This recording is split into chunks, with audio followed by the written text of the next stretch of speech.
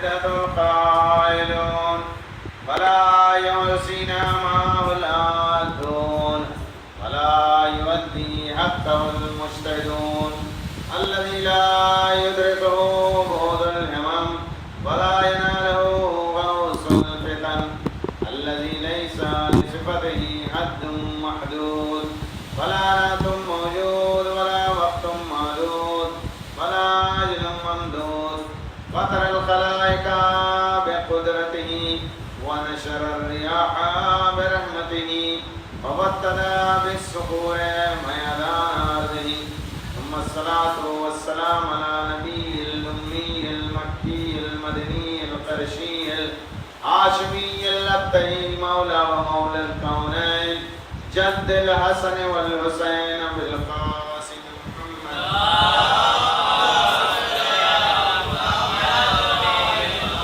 وآله الطيبين الطاهرين المعصومين المظلومين ولعنة الله على أعدائهم أجمعين من الآن إلى يوم الدين أما بعد فقد قال الله تبارك وتعالى في كتابه المبين بسم الله الرحمن الرحيم هل يستوي الذين يعلمون والذين لا يعلمون درود بھیجئے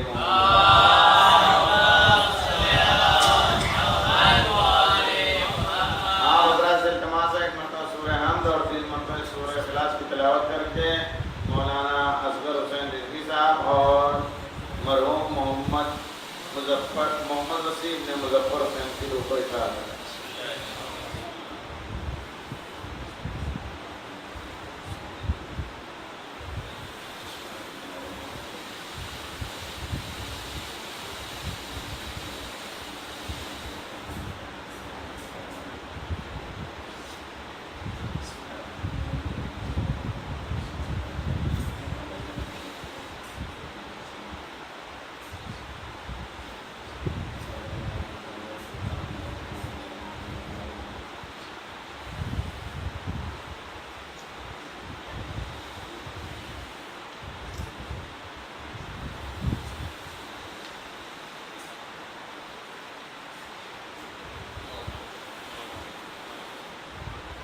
ایک درود بھیجئے محمد والے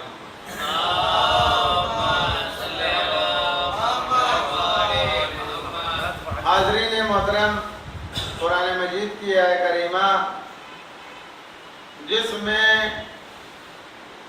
انسان سے سوال ہے کیا جاننے والے اور نہ جاننے والے برابر ہو سکتے ہیں؟ کیا عالم اور جاہل برابر ہو سکتے ہیں؟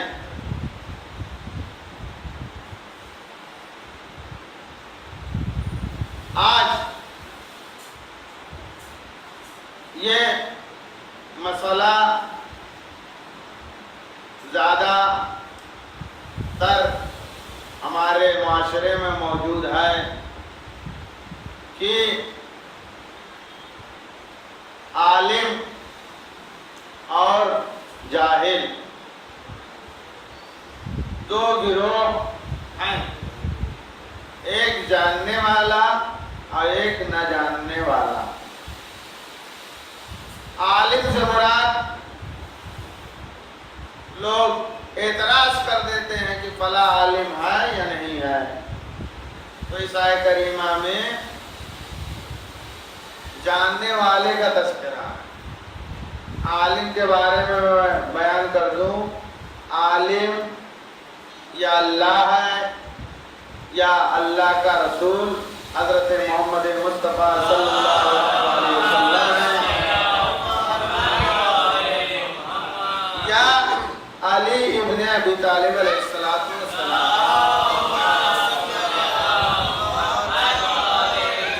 اس کے علاوہ سلسلہ عصمت میں کسی نے بھی یہ نہیں کہا ہے کہ میں عالم ہوں. سلسلہ عصمت میں انبیاء ہیں، سلسلہ عصمت میں اوصیاء ہے،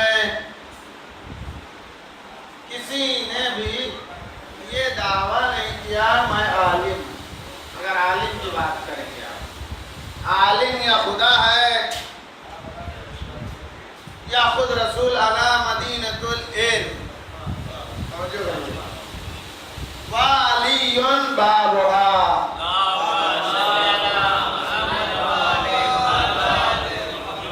سلونی سلونی قبل ان تفقدونی. پوچھو پوچھو اس سے قبل کہ میں اس جہان سے پوچھ کر جاؤں. تو یہ آئے کریمہ مطلقاً یعنی کیا جاننے والے اور نہ جاننے والے برابر ہو سکتے ہیں؟ یقیناً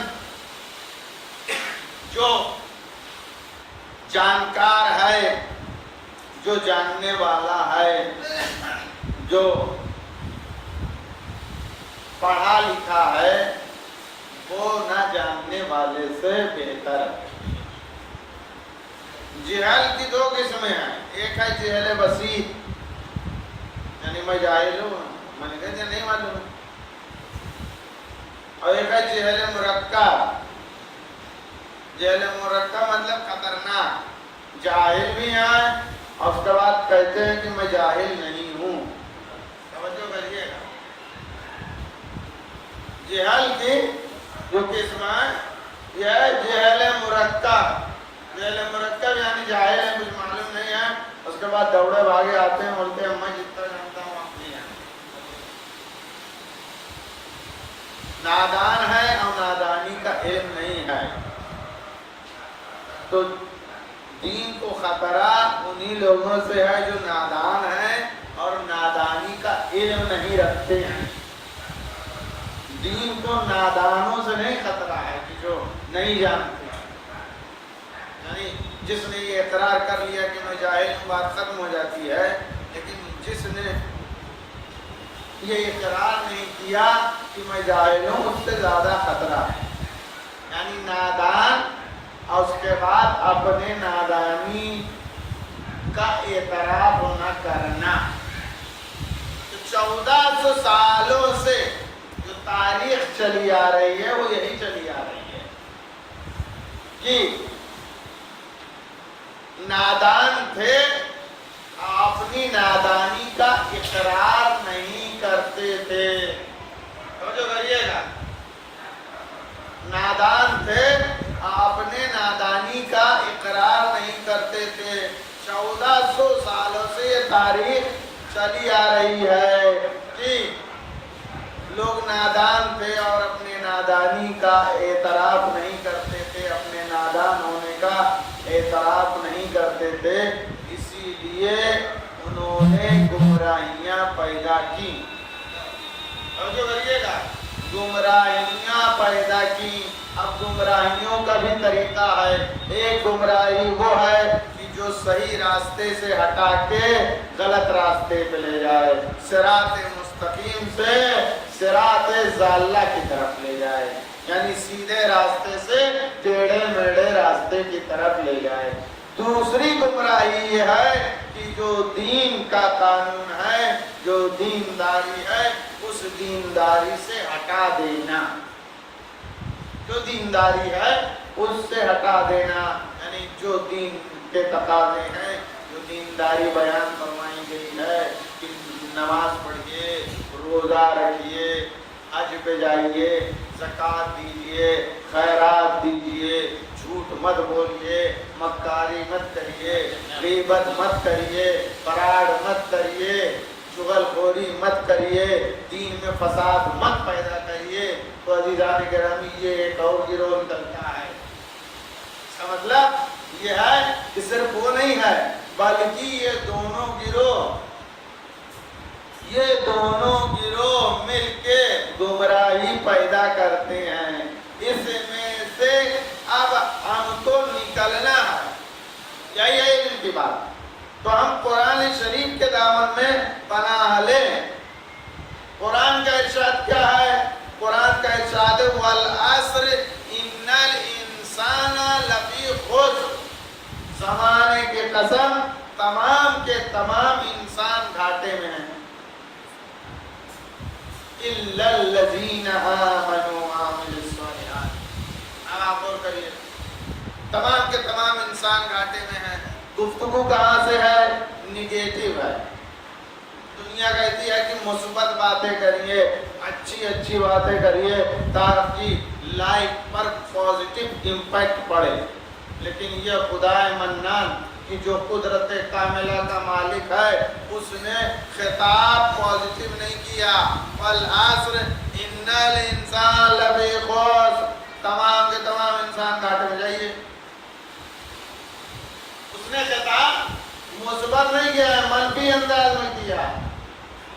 اس کے بعد کہا الا الذین آمنوا، مگر جو ایمان لائے، صرف ایمان پر گفتگو نہیں کریں، وَعَمِلُوا الصَّالِحَاتِ، اور اعمال صالحات یعنی نیک کام، نیک کام انجام دینا، وَتَوَاصَوْا بِالْحَقِّ، ایک دوسرے کو حق کی وصیت کرتا ہو۔ یہی گروہ، 4 گروہ بنایا، 4،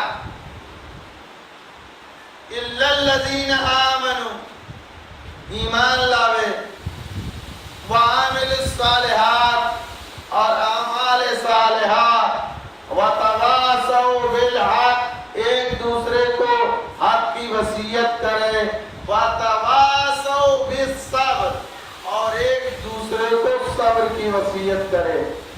اب عزیزان گرامی، اس معیار میں انسان کو کھڑا ہوتا ہے، ایمان ہونا چاہیے اور اعمال صالحہ کا تذکرہ ہے، یعنی اعمال صالحہ، نیک عمل، متواصوا بالحق، ایک دوسرے سے حق کی باتیں کرنا۔ آج وہ پورا شوق دور آ چکا ہے کہ لوگ حق کی باتیں نہیں کرتے ہیں، لوگ ایک دوسرے سے حق کی گفتگو نہیں کرتے ہیں، سامنے کی چیزوں کو جھٹلا دیا جاتا ہے۔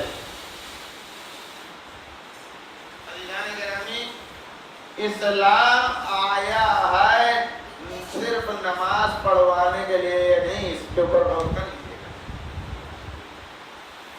بندگی کے لیے آپ کی بندگی کفایت نہیں کرتی ہے، بندگی اس لیے ہے تاکہ آپ گناہ سے بچ جائیں۔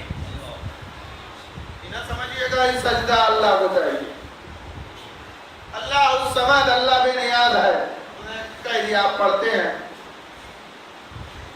کیا ہماری عبادت وہ عبادت ہے کہ ہماری عبادت کے ذریعے سے ذرے ذرے عبادت کرنے لگے؟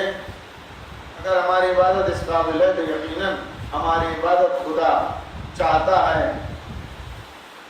اگر ذرے ذرے کی عبادت کی ضرورت ہے تو خدا نے ایک حجت کو رکھا ہے، پردے ہے، جو عبادت کر رہا ہے اس کی تسبیح کے ساتھ یہ کائنات تسبیح کر رہی ہے، اس کے تحلیل کے ساتھ یہ کائنات تحلیل کر رہی ہے، اس کے تقدیس کے ساتھ یہ کائنات تقدیس کر رہی ہے۔ اس کو ہماری عبادتوں کی ضرورت نہیں، کہ عبادت اور ریاضت اس لیے رکھی گئی ہے تاکہ آپ برائی سے دور ہوں۔ توجہ کریے گا، جو آپ کے نفس میں زنگ پیدا ہوتا ہے۔ اب بمبئی والے زنگ کی مثال بہت اچھے طریقے سے، کیونکہ یہاں کوسٹل ریجن ہے تو یہاں زنگ کتنی جلدی پکڑتا ہے، آپ دیکھتے ہیں موٹا سا جس کو کہا جائے لوہے کا اینگل کھا لیتا ہے زنگ، اگر 4 سال نہ دیکھ بھال کریں تو بلڈنگ بھر بھرا گئی۔ تو یہ ایمان میں زنگ پیدا نہ ہو، اس لیے یہ عبادت چاہیے، یعنی بندگی اس لیے ہے تاکہ اس ایمان میں زنگ پیدا نہ ہو۔ نماز پڑھیں گے تو وہ زنگ نہیں، روزے رکھیں گے تو وہ ایمان میں جو زنگ پیدا ہونے کا خطرہ ہے وہ نہیں ہوگا، حج کریں گے تو زنگ نہیں ہوگا، خیرات کریں گے تو زنگ نہیں پیدا ہوگا، زکوٰۃ دیں گے تو وہ زنگ نہیں پیدا ہوگا، تولا و تبرہ کریں گے تو زنگ پیدا نہیں ہوگا۔ تولا و تبرہ مطلب کیا؟ خدا، رسول اور امام سے دوستی کرنا، محبت کرنا۔ اور محبت کرنے کا مطلب کیا ہے؟ آئیے گندا ہے تو جھاڑو دے دیجئے مدرسہ، میرا تو ہے نہیں، درود بھیجئے محمد۔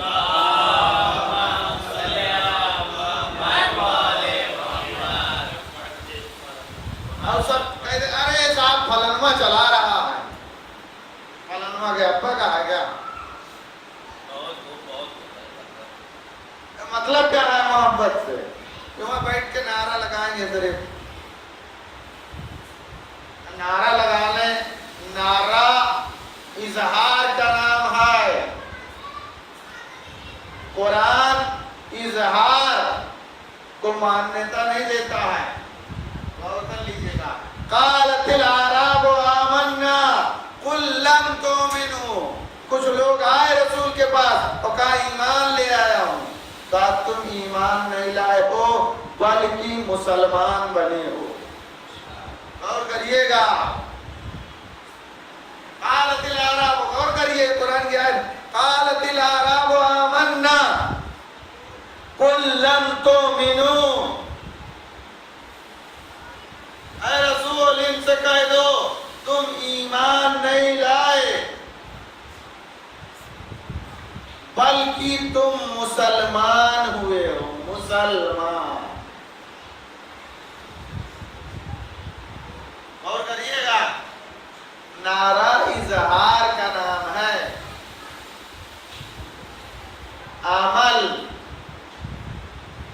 عمل اس کی تصدیق کرتا ہے، عمل۔ خدا، رسول اور امام سے محبت رکھنا مطلب کیا ہے؟ اظہار ہے وہ، لیکن آپ نے عمل نہیں کیا۔ آپ نے اگر عمل نہیں کیا، محبت کا وہ پیمانہ نہیں چھلکایا تو کیا فائدہ ہے؟ کھانا ہے تو مجلس میں مجمع کثیر ہے، جوگ در جوگ جمع غفیر ہے۔ اور کسی غریب کی مجلس ہو جائے اور تبرک ہو تو دیکھ لی،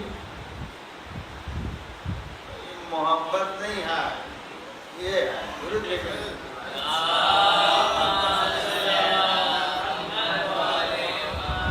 آپ بتائیے مجلس میں آئے ہیں، مجلس میں اگر آپ آئے ہیں تو جہاں وہاں بھی دکھائی دیجیے،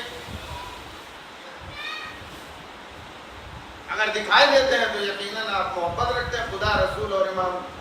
ہر آدمی تولائی اور تبرائی ہے، لیکن یہ ہے تو سب ہے تولائی تبرائی۔ درود بھیجئے محمد۔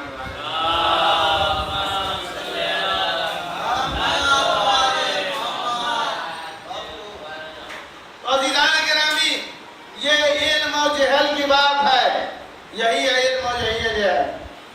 کچھ لوگ اپنا ہت سادھنے کے لیے یہ تمام چیزیں رائج فرماتے ہیں۔ ارے بھائی ہم بہت بڑے مولائی ہیں، یہ ہے تو مولائی ہیں، حصہ مل رہا ہے تو کوئی مولائی نہیں ہے، اور جس دن چنا بٹتا ہے اس دن اور نہیں دکھائی دیتے۔ سیوم کی مسجد 12 بجے ہوتی ہے، 9 بجے کے اعلان ہوتی ہے۔ یہ کیا ہے؟ یہ وہی علم و جہل کا ہے، علم و جہل۔ یعنی اگر عالم ہوتے، جانکاری ہوتی، معلوم ہوتا تو خلوص کے ساتھ آتے، شاید اللہ یہ عمل قبول کر لیتا اور اس فرش کے پر بیٹھنے کے عوض میں بخشش فرماتا، آپ کو جنت دینا۔ خلوص، اگر وہی خلوص ہوتا، اگر یہ معلوم ہوتا، یہ کیا ہے؟ ہم آئے ہیں خلوص کے ساتھ یہاں ذکر محمد و آل محمد۔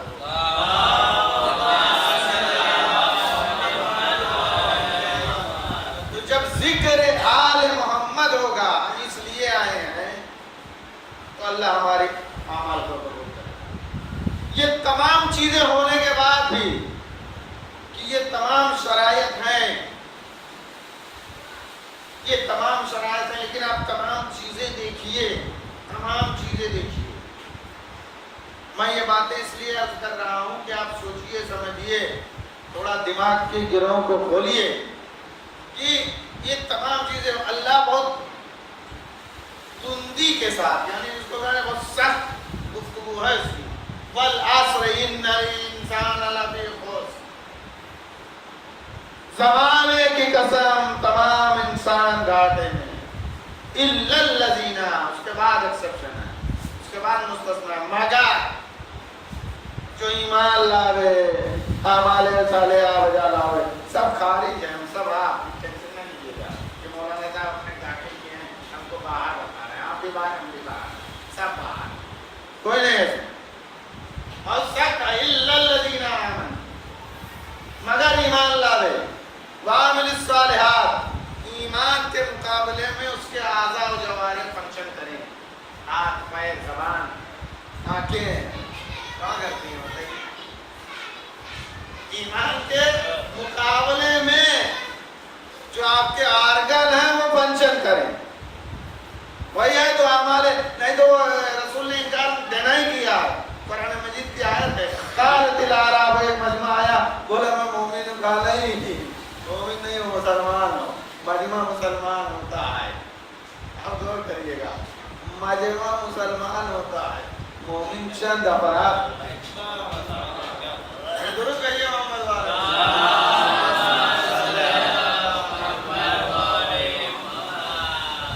تو اعضاء و جوارح یعنی یہ پورا جسم اس ایمان کے مقابلے میں حرکت کرے۔ اگر اس ایمان کے مقابلے میں ہمارا اعضاء و جوارح، ہمارے اعضاء و جوارح، ہمارے ہاتھ، پیر، آنکھیں، زبان، اگر اس کے مقابلے میں دل فنکشن نہیں کر رہا ہے تو وہ کہاں سے؟ اس کے بعد ہے وتواصوا بالحق، ایک دوسرے کو حق کی وصیت کرو، ابن الوقت مت بن جاؤ،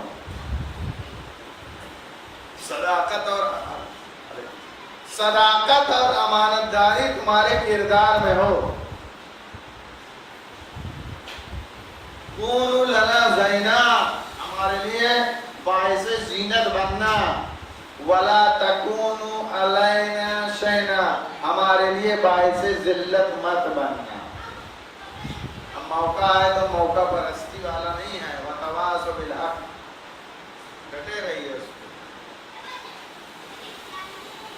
وتواصوا بالصبر، اور ایک دوسرے کو صبر کی وصیت کریے۔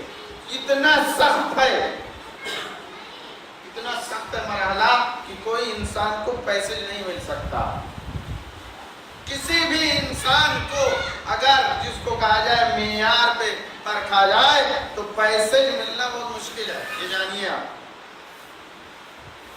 پھر بھی بندگی کرتے رہیے، غور کریے گا میرے جملے، نمازیں پڑھتے رہیے، روزے رکھتے رہیے، جو ہو سکتا ہے کرتے رہیے، اور خدا سے یہ تمنا کریے کہ اس دنیا سے جانے سے پہلے اتنی مہلت دے دے کہ 2 رکعت نماز تیری ادا کر لوں پھر اس کائنات سے جاؤں۔ آپ غور نہیں کر رہے ہیں اس کے اوپر، خدایا جانے سے پہلے صرف اتنی مہلت دے دے، کیونکہ اگر 2 رکعت میں نے پڑھ لی تو میری زندگی کامیاب ہو گئی۔ یہ تمام چیزیں روایت و واقعات میں ہے، ایسا نہیں ہے کہ واقعات نہیں ہیں، آپ سنتے رہتے ہیں، جب کسی کے قتل کا حکم صادر ہوا وہ درجہ شہادت پہ جا رہا تھا، سب سے عظیم عبادت کا نام اسلام میں شہادت ہے، وہ شہادت پہ جا رہا تھا، درجہ شہادت پہ فائز ہو رہا تھا، پھر بھی اس نے کہا 2 رکعت کی مہلت چاہیے۔ زیر خنجر یہ تمنا کی ہے کہ 2 رکعت، صرف 2 رکعت کی مہلت دے تاکہ 2 رکعت نماز پڑھ لوں اور اپنے خدا کو یاد کر لوں، یہ وہی تمنا ہے۔ کہ ہمارے دل میں بھی ہونا چاہیے کہ خدا جب اس دنیا سے اٹھانا تو کم از کم اتنی مہلت دینا کہ تیری 2 رکعت بندگی کر لوں، اور اگر 2 رکعت بندگی کی تو نے مہلت دے دی تو میری زندگی کامیاب ہو جائے گی۔ ایک درود دیجیے۔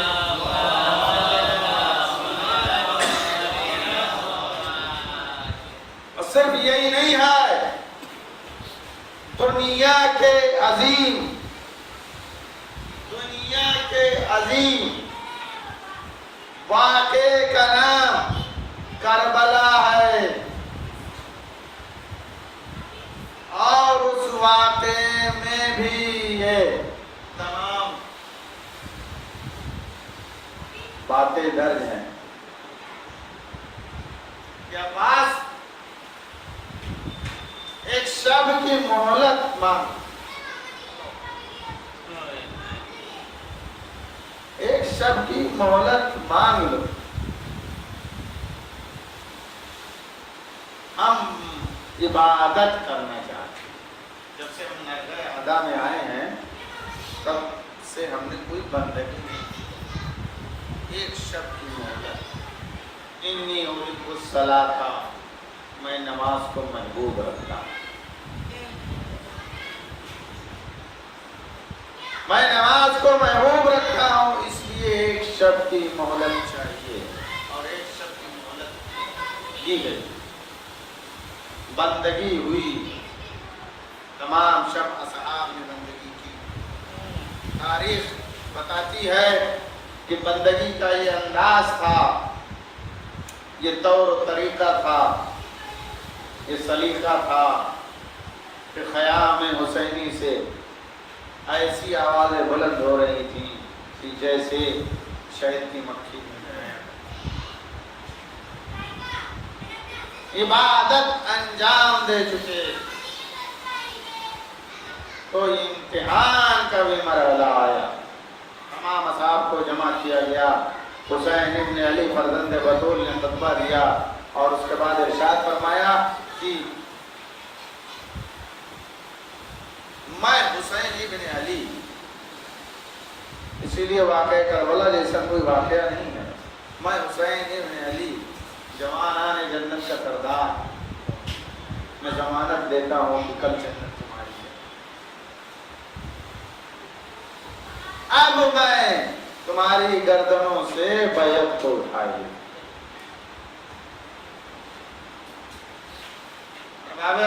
واقعہ کربلا اسی لیے عظیم واقعہ ہے، آپ غور و فکر کریے کہ جو حسین کا چاہنے والا ہے اس کی منزل جنت نہیں ہے، بلکہ حسین کے ساتھ حسین کا جواب یہ ضروری۔ میں حسین ابن علی جوانانے کے جنت کا سردار، گردن سے بیعت اٹھائے لیتا ہوں، جہاں چاہو چلے جاؤ۔ تم کو شرم آتی ہے چراغوں کو گل کیے دیکھنا۔ ایک ساتھ بعد چراغ روشن ہوئے، تمام اصحاب اپنی جگہ، صبر کا مظاہرہ صحاب نے بھی کیا۔